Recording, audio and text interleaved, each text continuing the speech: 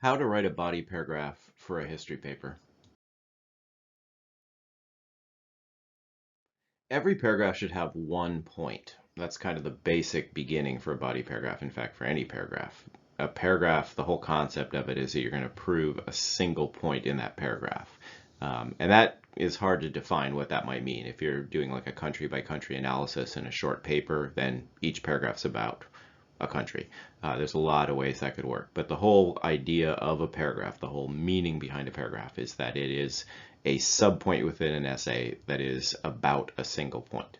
So the point of a paragraph is to prove a single point that supports your claim thesis. If your paragraph starts to contain too many subpoints, subdivide that paragraph into multiple paragraphs.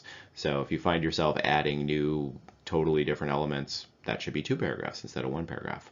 Make sure not to make the same point in multiple paragraphs. One thing I see very often with writers is they'll keep coming back to the same point in various places in their essay. All of that stuff on that same point should be in 1 paragraph. It's kind of why you write essay outlines. But the whole idea is all the ideas around a single point are in the same paragraph, and that paragraph contains a single point. And the whole idea here is that neat and tidy organized paragraph structure keeps your reader from being confused. And the hardest thing when you're writing is to remember that the reader isn't in your head. You, of course, as the writer, know how the ideas fit together. So use your paragraph structure and transition words to get that logic across to your reader. Because the whole point of an essay is to make sure that your reader understands the thing you're trying to say. The topic sentence.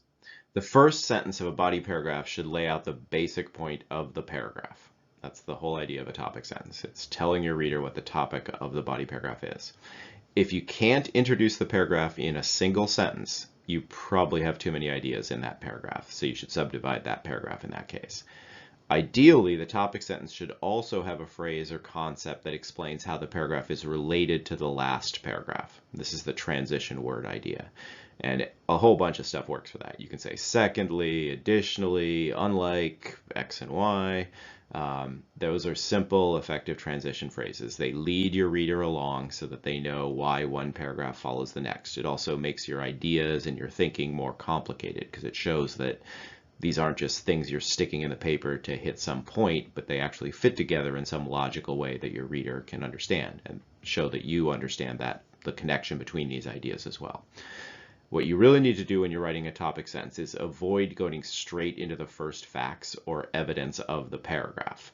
And again, if you're remembering that your reader isn't in your head, they don't know why you're in this paragraph. So you need a topic sentence to tell them why they're in the paragraph. And then you go into the evidence. The whole point is to lead your reader along so they understand the connections and the structure of your thinking. Once you have your topic sentence in place, then you start doing the evidence and analysis of the evidence. After the topic sentence, you provide the specific evidence that will prove that the points you are making are more than just guesswork.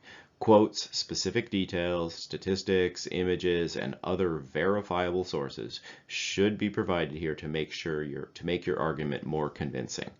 And when you do use quotes, remember to introduce your quotes. Don't just stick the quote in there. You have to use some phrase like X wrote or Y explained, something like that. Or give the quote and then say, as X said. So you want to make sure you're attributing the quote to someone and you're providing the actual detailed evidence. Or you have an image or something like that and you're then talking about that image. Either after or before your evidence, analyze your evidence and explain what it proves. Don't assume that your reader will see the evidence as the same way you do. And sometimes it makes sense to start with the analysis first and then give the evidence later. And you would use phrases such as, for example, the total number of X was, number. And then sometimes the evidence, however, comes before the analysis. That's kind of how people normally do it. You'll say like X wrote, then you'll give some quote, and then you'll explain why you just gave that quote. Doesn't really matter whether your analysis comes before or after the evidence. That's a stylistic choice. Sometimes both, either one makes sense. Make sure though, however, to include enough evidence to prove your point. So, a lot of times in high school, people are just like, I put a quote in the paragraph, it's good to go. But make sure those are the best possible quotes and that you have enough quotes and specific evidence to prove the point you're trying to make. You also want to use transition words within your paragraph, not just between paragraphs. as with transition words between paragraphs, you will want to use transition words in phrases such as similarly, conversely, on the other hand, to lead your reader from point to point within your paragraph. Transition words keep your reader from getting lost and confused. So if you have multiple pieces of evidence, obviously, or multiple ways that you're making the point of that paragraph, you're going to want to use a few transition words here and there just so that your reader knows, like, okay, I'm done talking about this piece of evidence and here's the other piece of evidence in this paragraph and this is how those two are connected. So a little like additionally or similarly work great to keep your reader on track. And wrap up your paragraph with a conclusion sentence. And this is really crucial. This is the most common thing for students to leave off. At the end of each paragraph, make sure to provide a sentence that does the following. You want to summarize the point proved in the paragraph, and that doesn't have to be a big summary, just, remind readers of the point of the paragraph. And this is the crucial one, explain how that paragraph supports your thesis and claim. So you want to make sure that your reader knows how this fits into your larger essay, that the paragraph isn't just sort of floating in some random order and you don't know why it's there if you're the reader. You want it, the writer should be telling the reader, here's how this, supports the claim I'm making. And at this point, and this is another common mistake, it usually works best not to put the transition word between paragraphs at the end of a paragraph. Avoid putting the transition word phrase introducing the next paragraph in conclusion sentences.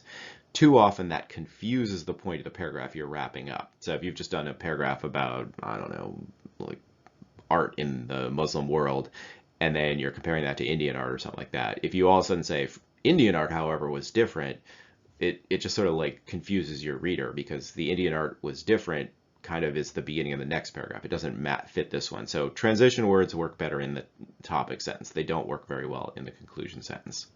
So that's basically it. It's kind of like, each paragraph is kind of like a mini essay. You tell them what you're going to tell them, you give the evidence and prove the evidence, explain the evidence, and then you wrap it up with a nice little, here's what I said and here's how it matches my thesis kind of sentence. And that's how you write a body paragraph.